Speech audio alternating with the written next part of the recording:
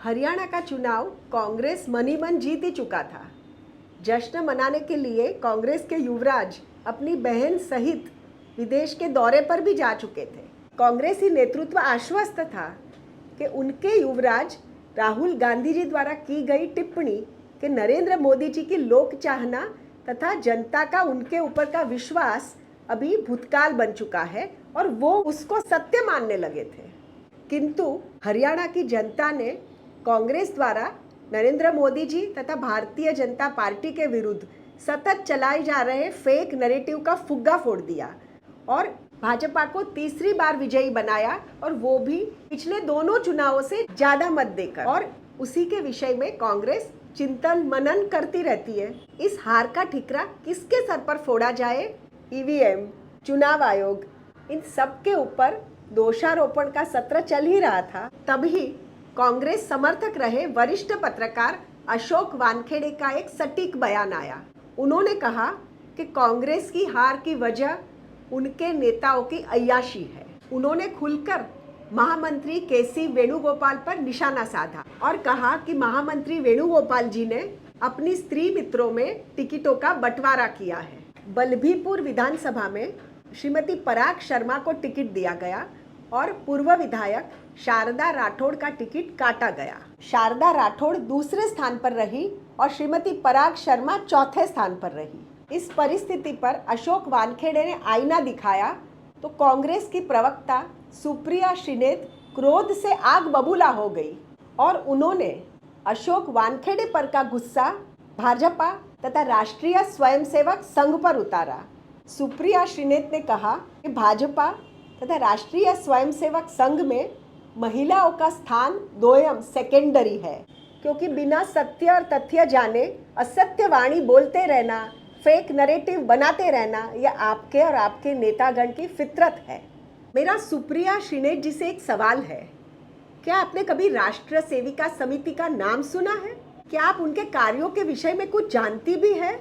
नहीं ही जानती होगी तो सुनिए। नमामो वयं मातृभूपुण्यभूस्त्वाम्। जुलाई 1905 में नागपुर के दाते परिवार में बेटी कमल का जन्म हुआ। बाल आयु से ही राष्ट्र भावना के रंगों में रंगी कमल का विवाह वर्धा के ख्यातनाम वकील पुरुषोत्तम केलकर से हुआ और वह लक्ष्मीबाई केलकर बनी। 6 बच्चों के बृहद परिवार को संभालते समाज में प्रचलित अस्पृश्यता जैसे कुरिवाजों के विरुद्ध आवाज उठाई। 1925 में दशहरा के दिन नागपुर में राष्ट्रीय स्वयंसेवक संघ की स्थापना हुई। 1932 में लक्ष्मीबाई के पति के मृत्यु पश्चात उनके दोनों बेटों ने आरएसएस की शाखा में जाना प्रारंभ किया।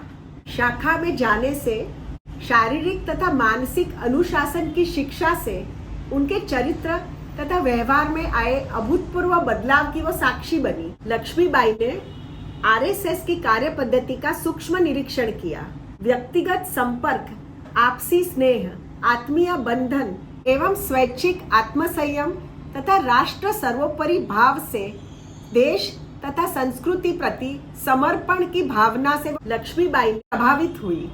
स्वतंत्रता संग्राम के दौरान विदेशी सत्ताधीशों को व्यग्र करने हेतु कानून का अनादर ये प्रथा बन गई थी। लक्ष्मीबाई इस अवस्था से अत्यंत चिंताग्रस्त हुई, क्योंकि स्वतंत्र भारत में ऐसी अवैधता, अराजकता फैला सकती है। उनकी अटल मान्यता थी कि पौराणिक वैभव तथा पारंपरिक सांस्कृतिक मूल्यों का जतन एवं सामाजिक दूषणों का निर्मूलीकरण, इन सब के बीच संतुलन बनाकर हर भारतीय को राष्ट्र निर्माण के काम में जोड़ा जाए। उन्होंने आरएसएस के स्थापक डॉक्टर हेडगेवार से मुलाकात की और डॉक्टर हेडगेवार भी लक्ष्मीबाई के अभिप्राय से सहमत हुए। किंतु डॉक्टर हेडगेवार ने आरएसएस की महिला शाखा के बदले समान विचारधारा की स्वतंत्र संस्था राष्ट्र सेविका समिति का गठन करने का सुझाव दिया। 1936 में दशहरा के ही दिन राष्ट्र सेविका समिति की स्थापना हुई और उसकी संपूर्ण कमान लक्ष्मीबाई केलकर ने संभाली। स्नेह से लक्ष्मीबाई केलकर वंदनीय मावशी के नाम से प्रचलित हुई। मातृत्व, कर्तृत्व तथा नेतृत्व इन 3 आदर्शों पर केंद्रित हिंदुस्तानी नारी की सामाजिक भूमिका तथा समाज में रहे दूषणों का निर्मूलीकरण आज भी समिति के मुख्य उद्देश्य है। नारीवाद नहीं परिवारवाद वंदनीय मावशी जी का सैद्धांतिक विचार स्तोत्र था और ये कृत संकल्प निरंतर बढ़ता गया।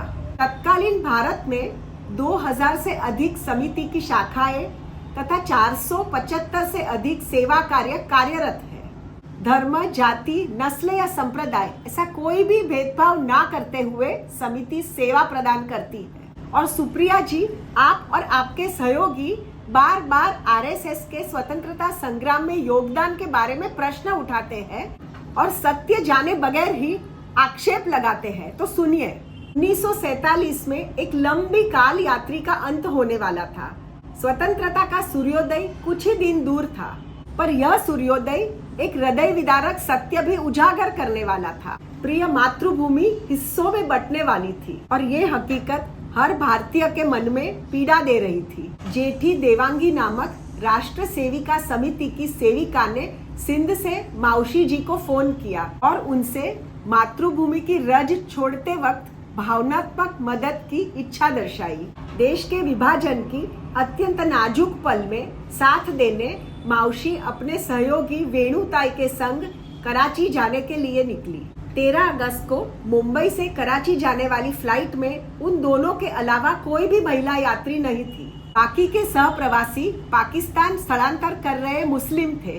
वे कराची तक नारेबाजी कर रहे थे कि लड़के लिया पाकिस्तान, हंस के लेंगे हिंदुस्तान। और ऐसे वातावरण में निर्भीक होकर मावशी जी कराची पहुंची और वहां की महिलाओं का विश्वास बढ़ाया। नमामो वयं मातृभूपुण्यभूस्त्वाम्। और राष्ट्र सेविका समिति की वीरांगनाओं की कई कहानियां हैं। आपको क्या क्या बताए सुप्रिया जी, समय मिले तो ये इतिहास भी पढ़ लीजिएगा।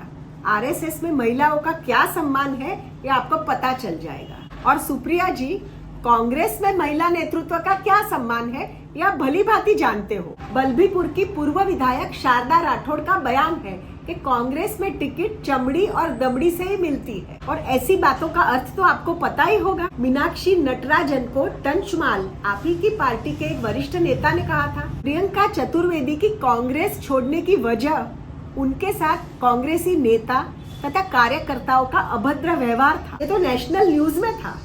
एनडीए सरकार के 10 साल के शासन में सर्वाधिक महिलाओं को मिनिस्ट्री मिली है, ये तो सत्य आप झुठला नहीं सकती। और एक सत्य, यूपीए सरकार के शासन में महिला आरक्षण बिल आपके सहयोगियों ने लोकसभा में पास नहीं होने दिया था। मोदी 2 में संसद के दोनों गृह में महिला आरक्षण बिल पास कराने वाली एनडीए सरकार को क्या आप महिला विरोधी कहेगी? हरियाणा में मिली करारी हार के ऊपर सोच विचार चिंतन मनन करने की बजाय आप भाजपा विरोधी विश्वमन करने के लिए कार्यरत है और यही कांग्रेस की अधोगति का मूल कारण है। माधवी भूता असर्ट्स, लाइक एंड सब्सक्राइब।